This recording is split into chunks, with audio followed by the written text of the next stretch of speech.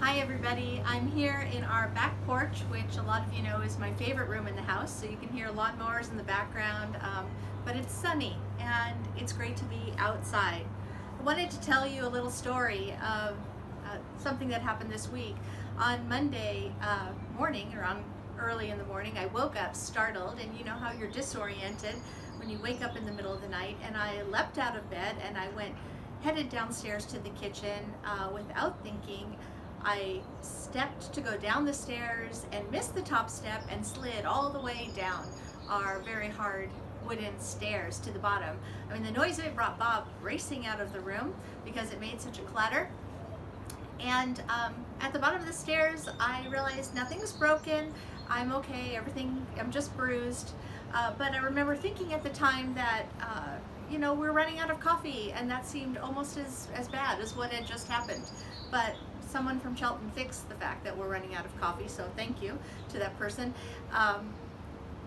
And the bruising was the worst of it. But here's the thing, I think that lately a lot of us have felt like we're missing the top step. Like we go to step onto something familiar and find that familiar isn't there anymore. There's this foggy disorientation that's happening. This week I thought 3 days were Wednesday. One of them was, so I was right on that day, but the other ones were obviously not. Normal things take a lot more energy than they used to in this framework that we're living in, this pandemic framework. Normal things take a lot of energy. Things like teaching the kids. A lot of you started this week, or working from home and teaching the kids. It takes a lot of energy. Things like going to the grocery store take more thought and intention than they ever did before. Normal things have a new weight to them. Things like working in a place that is high risk. I mean, that's a big deal. And at the end of the day, processing all these things, we're exhausted. I'm pretty sure I'm not alone in feeling this way. So maybe you're missing the first step too. Maybe you're stepping out to find that that step isn't there and you don't even know what that means anymore. So my thought for you for this week, on this Thursday, Friday day, is let's do today.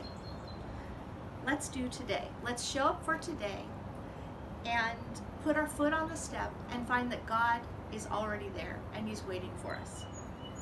You remember those old Indiana Jones movies? The very first one is the one I'm thinking about, and it's toward the end, and Indiana comes into this big cavern, and there's this chasm in front of him, and he has to get across. I mean, he's being pursued. He has to get across, and there's no way. There's nothing visible. There's no bridge. There's no stairs going down the side, nothing.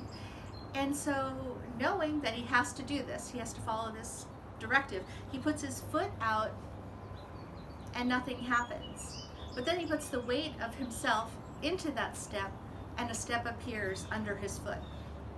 And so then he does that again. He puts his foot out, he puts his weight into it, and a step appears under his foot. Again and again he does this all the way across the chasm, one step at a time, until he's on the other side.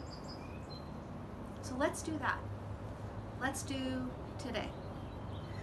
Let's put our foot out and find that God is already there.